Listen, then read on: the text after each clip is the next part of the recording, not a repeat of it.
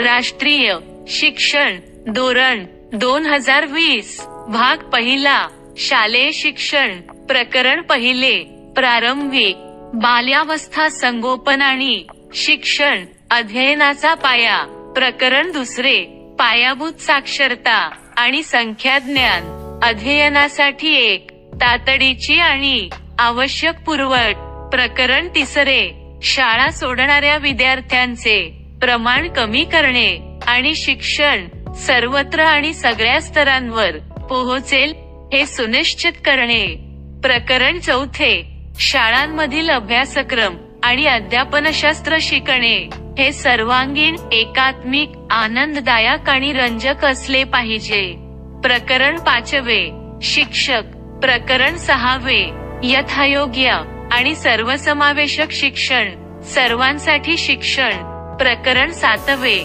शाळा संकुल क्लस्टरच्या माध्यमातून कार्यक्षम संसाधन आणि प्रभावी व्यवस्थापन प्रकरण आठवे शालेय शिक्षणासाठी मानक ठरवणे आणि अधिस्वीकृती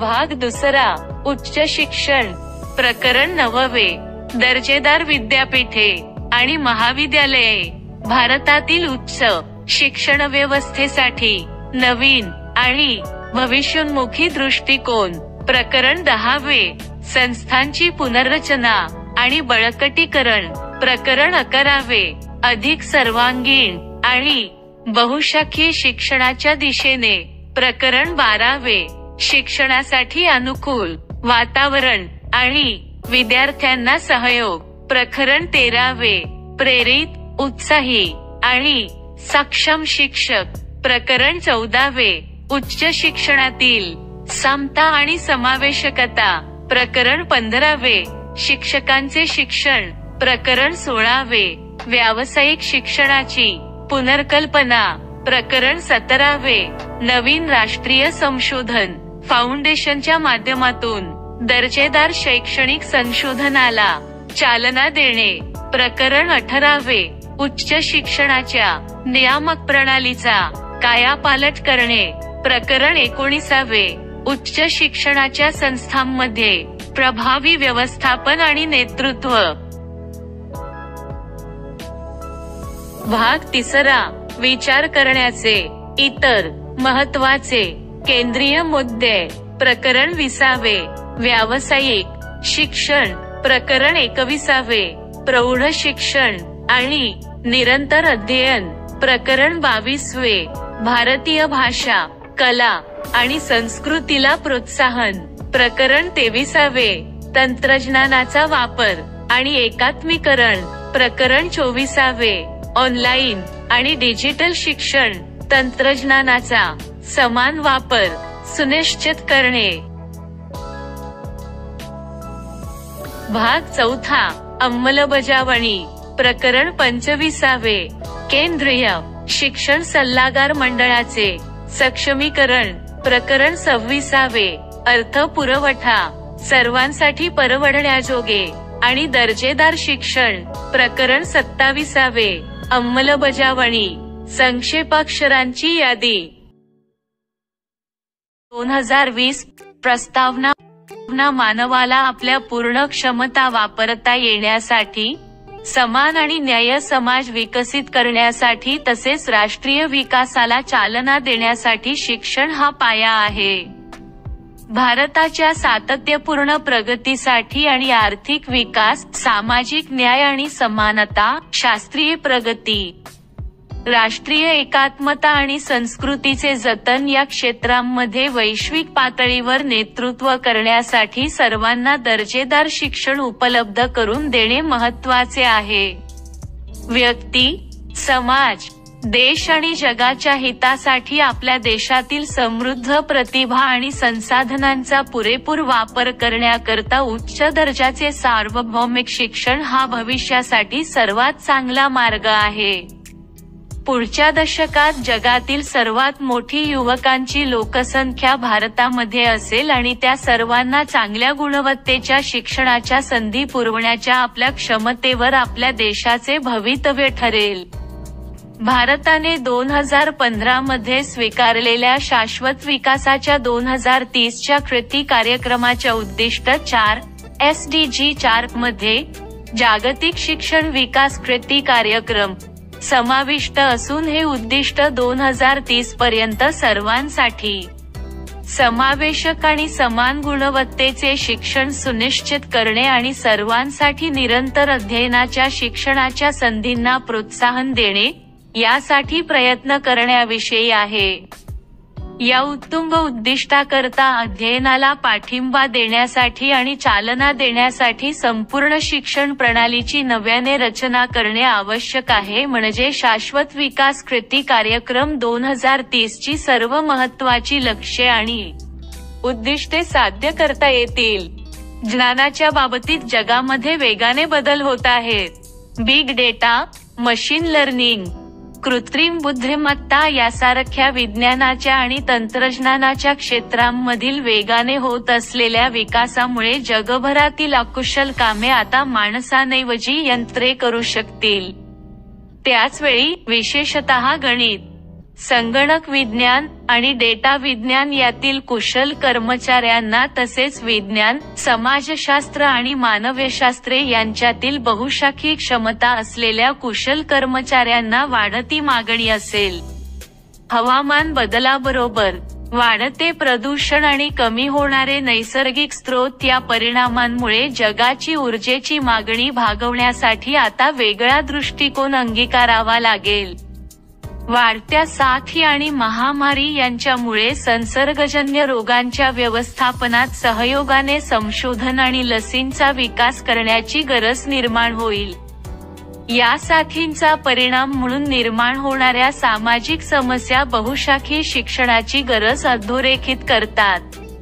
भारत विकसित देश होण्याकडे वाटचाल करत असताना तसेच जगातील सर्वात मोठ्या 3 अर्थव्यवस्थांपैकी एक होत असताना मानवशास्त्रे आणि कलेची मागणी वाढत जाईल.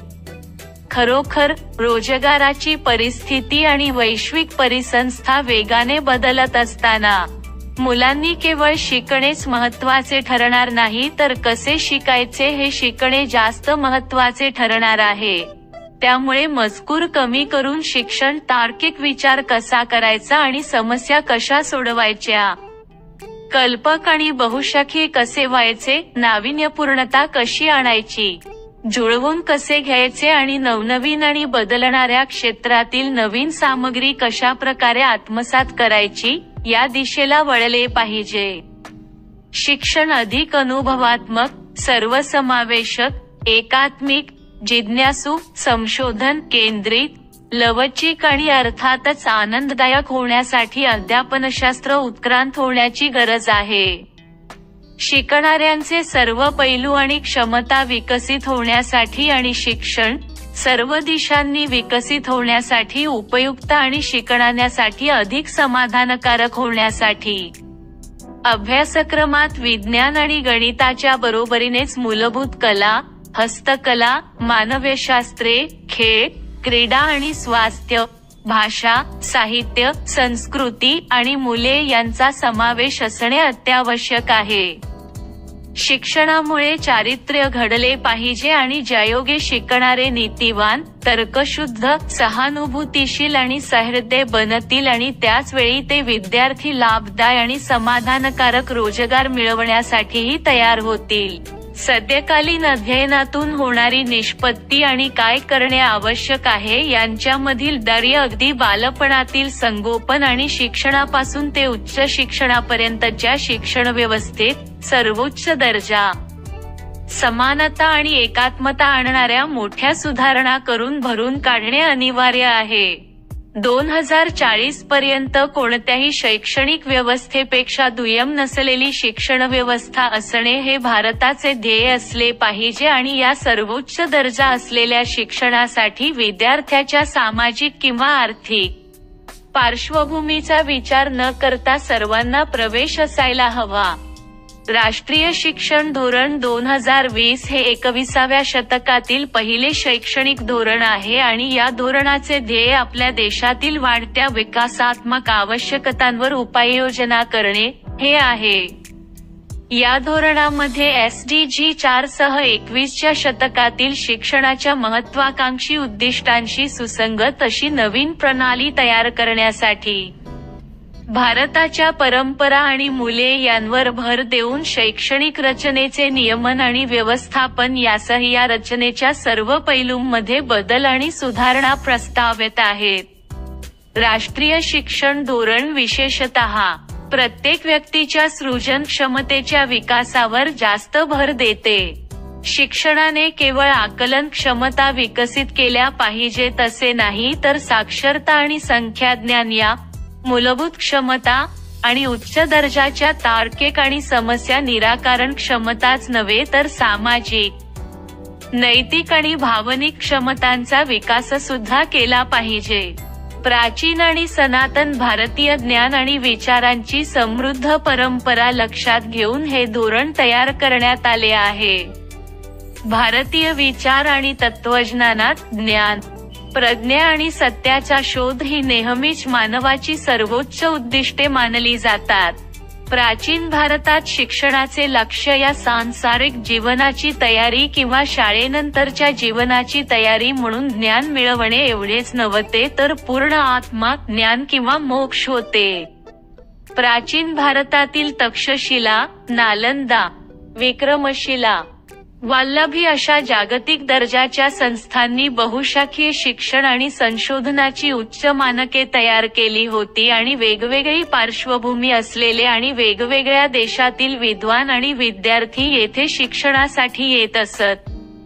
भारतीय शिक्षण व्यवस्थेने चरक, सुश्रुत, आर्यभट, वराहमिहिर, भास्कराचार्य, ब्रह्मगुप्त, चाणक्य, चक्रपाणी दत्त, माधव, पाणिनी, पतंजली, नागार्जुन, गौतम, पिंगल, शंकरदेव, मैत्रेयी, गार्गी आणि थिरुवल्लुवर असे अनेक विद्वान निर्माण केले, ज्यांनी गणित, खगोलशास्त्र, धातुशास्त्र, वैद्यकशास्त्र आणि शल्यचिकित्सा, स्थापत्य अभियांत्रिकी, स्थापत्यविद्या, जहाजबांधणी आणि नौकानयन, योग, ललित कला, बुद्धिबळ आणि इतर अनेक क्षेत्रातील जागतिक ज्ञानात मोलाची भर घातली. भारतीय संस्कृती आणि तत्त्वज्ञान यांचा जगावर खूप मोठा प्रभाव आहे.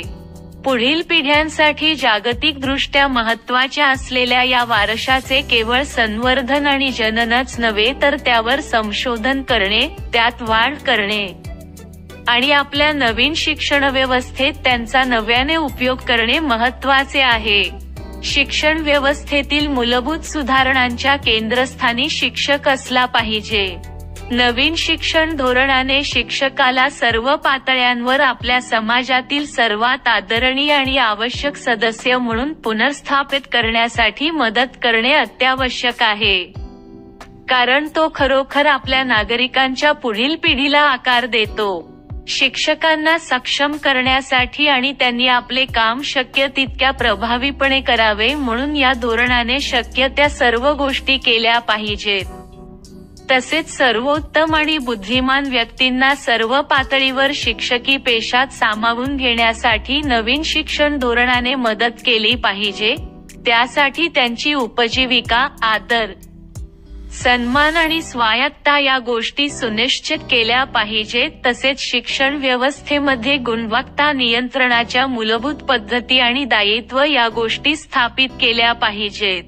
नवीन शिक्षण धोरणाने सर्व विद्यार्थ्यांना, ते कुठेही राहत असले तरीही, चांगल्या गुणवत्तेची शिक्षण व्यवस्था पुरवली पाहिजे आणि उपेक्षित, वंचित आणि अल्प प्रतिनिधित्व असलेल्या गटांवर विशेष लक्ष केंद्रित केले पाहिजे.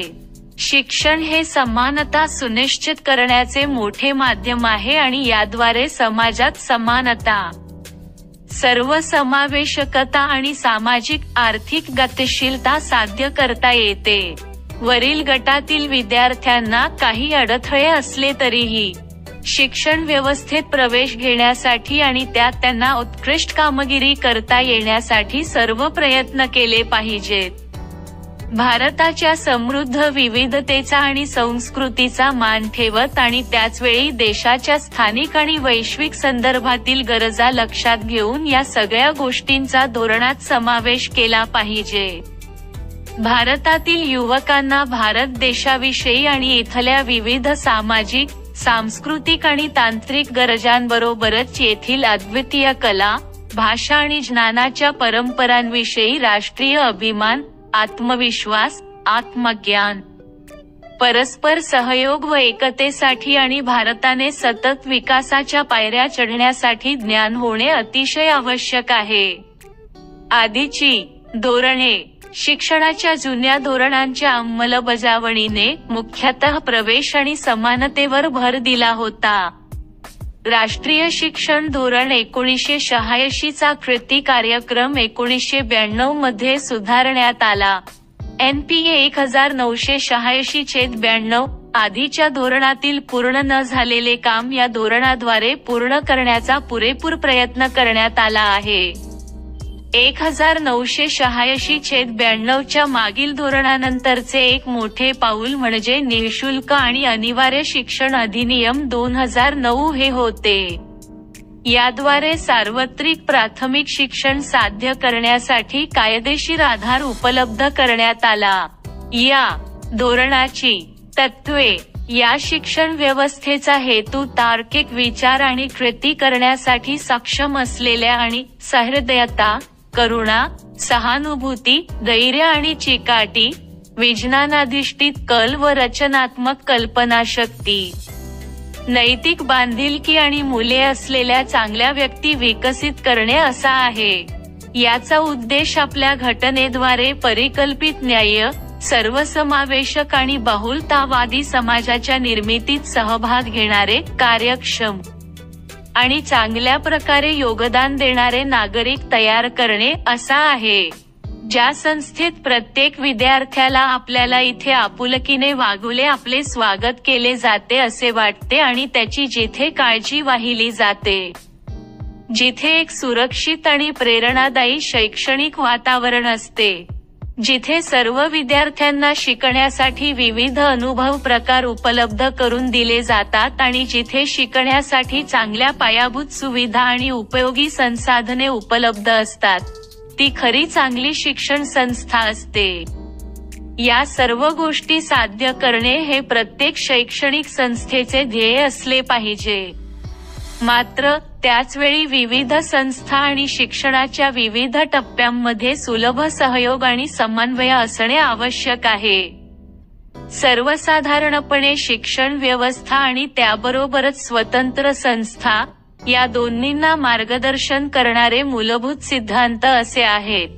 प्रत्येक विद्यार्थ्याच्या वैशिष्ट्यपूर्ण क्षमता शोधणे, ओळखणे आणि त्या विकसित करण्यासाठी प्रयत्न करणे. शिक्षक आणि पालकांनी प्रत्येक विद्यार्थ्याच्या सर्वांगीण विकासासाठी अभ्यास आणि अभ्यासेतर दोन्ही क्षेत्रांमध्ये चालना देणे. प्रत्येक विद्यार्थ्यासाठी मूलभूत साक्षरता आणि संख्याज्ञान या गोष्टींना इयत्ता 3री पर्यंत सर्वोच्च प्राधान्य देणे. लवचिकता असावी म्हणजे विद्यार्थ्यांना त्यांच्या अध्ययनाचा मार्ग आणि कार्यक्रम निवडण्याची मुभा असेल आणि ते आपली प्रतिभा आणि आवड यानुसार आयुष्यात आपला मार्ग निवडू शकतील.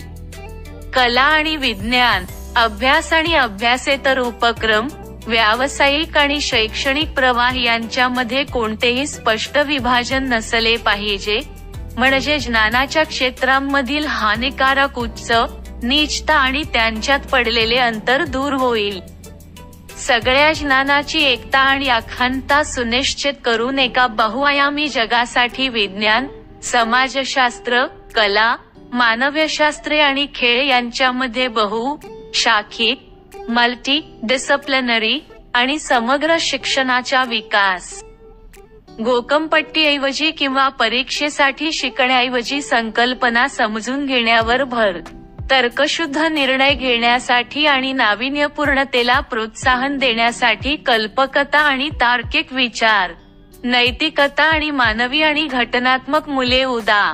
सहृदयता, इतरांबद्दल आदर, स्वच्छता, सौजन्य, लोकशाहीची भावना, सेवेची भावना, सार्वजनिक मालमत्तेबद्दल आदर, वैज्ञानिक दृष्टिकोन, स्वातंत्र्य, जबाबदारी, बहुलतावाद, समता आणि न्याय, अध्यापनात आणि अध्ययनात बहुभाषिकत्व आणि भाषाशक्ती यांना प्रोत्साहन, संवाद, सहकार्य, सामूहिक कार्य आणि लवचिकता अशी जीवनमूल्ये. वर्षाच्या शेवटी परीक्षेला केंद्रस्थानी ठेवून होणाऱ्या मूल्यांकनामुळे सध्याच्या कोचिंग संस्कृतीला महत्त्व आले आहे. त्याऐवजी शिकण्यासाठी सातत्यपूर्ण मूल्यांकनावर भर, अध्यापनात आणि अध्ययनात तंत्रज्ञानाचा पुरेपूर वापर, भाषेचे अडथळे काढून टाकणे, दिव्यांग विद्यार्थ्यांसाठी शिक्षण सुलभ बनवण्यासाठी शैक्षणिक नियोजन आणि व्यवस्थापन. शिक्षण हा समवर्ती विषय आहे हे लक्षात घेऊन सर्व अभ्यासक्रम, अध्यापनशास्त्र आणि धोरण यात विविधतेबद्दल आणि स्थानिक संदर्भांबद्दल आदर. शिक्षण व्यवस्थेत सर्व विद्यार्थ्यांना प्रगती करता येईल हे सुनिश्चित करण्यासाठी सर्व शैक्षणिक निर्णयांमध्ये पूर्ण समानता आणि सर्वसमावेशकता ही पायाभूत गोष्ट. प्रारंभिक बाल्यावस्थेतील संगोपन आणि शिक्षणापासून ते शालेय शिक्षण ते उच्च शिक्षणापर्यंत सर्व पातळ्यांवरील शिक्षणाच्या अभ्यासक्रमात सुसूत्रता.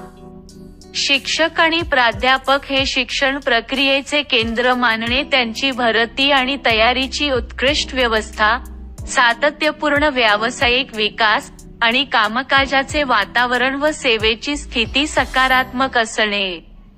शिक्षण प्रणालीची अखंडता, पारदर्शकता आणि संसाधनांची कार्यक्षमता ऑडिट आणि सार्वजनिक प्रकटीकरणाच्या माध्यमातून सुनिश्चित करण्यासाठी एक सुलभ पण परिणामकारक नियमांची चौकट देणे. त्याबरोबरच स्वायत्तता, सुशासन आणि सशक्तीकरणाच्या माध्यमातून नाविन्यपूर्णता आणि चौकटीबाहेरच्या विचारांना प्रोत्साहित करणे. गुणवत्तापूर्ण शिक्षण आणि विकासासाठी आवश्यकता म्हणून उत्कृष्ट दर्जाचे संशोधन. शिक्षण तज्ज्ञांद्वारे सातत्यपूर्ण संशोधन आणि नियमित मूल्यांकनाद्वारे प्रगतीचा सातत्यपूर्ण आढावा. आपल्या भारतीय मुळांचा, भारताचा आणि भारताच्या समृद्ध, वैविध्यपूर्ण, प्राचीन आणि आधुनिक संस्कृती, ज्ञान व्यवस्था आणि परंपरा यांचा अभिमान असणे. शिक्षण ही एक सार्वजनिक सेवा आहे. गुणवत्तापूर्ण शिक्षण उपलब्ध असणे हा प्रत्येक बालकाचा मूलभूत हक्क समजला पाहिजे. सशक्त जीवन सार्वजनिक शिक्षण व्यवस्थेत लक्षणीय गुंतवणूक तसेच देणगीदार खाजगी आणि सामुदायिक संस्थांच्या भागीदारीला प्रोत्साहन आणि सुविधा. या धोरणाची दूरदृष्टी. या राष्ट्रीय शैक्षणिक धोरणाची दूरदृष्टी इप्सित भारतीय मूल्यांपासून विकसित केलेली, सर्वांना उच्च गुणवत्तेचे शिक्षण उपलब्ध करून देऊन त्याद्वारे भारताला एक जागतिक ज्ञान महासत्ता बनवून भारताचे एका न्याय्य आणि चैतन्यमय ज्ञान समाजात शाश्वतपणे परिवर्तन करण्यात प्रत्यक्षपणे योगदान देणारी अशी शिक्षण व्यवस्था निर्माण करणे हे आहे. धोरणात असे संकल्पित आहे की आपल्या शिक्षण संस्थांचा अभ्यासक्रम आणि शिक्षण पद्धत विद्यार्थ्यांमध्ये मूलभूत कर्तव्ये आणि घटनात्मक मूल्यांविषयी तीव्र आदर, स्वतःच्या देशाशी दृढ नाते आणि बदलत्या जगातील स्वतःच्या भूमिका आणि जबाबदाऱ्यांविषयी जाणीवपूर्ण जागरूकता निर्माण करणारे असायला हवेत. या धोरणाची दूरदृष्टी अशी आहे की भारतीय असल्याचा सखोल अभिमान विद्यार्थ्यांच्या केवळ विचारांमध्येच नव्हे तर त्यांच्या व्यवहारात, बुद्धीमध्ये आणि कृतीमध्ये देखील रुजवणे. तसेच मानवी हक्क, शाश्वत विकास आणि जीवनमान यांच्याशी जबाबदारीपूर्ण बांधिलकीचे समर्थन करणारे ज्ञान, कौशल्ये, मूल्ये आणि स्वभाव विकसित करणे, जेणेकरून ते खऱ्या अर्थाने एक वैश्विक नागरिक बनतील.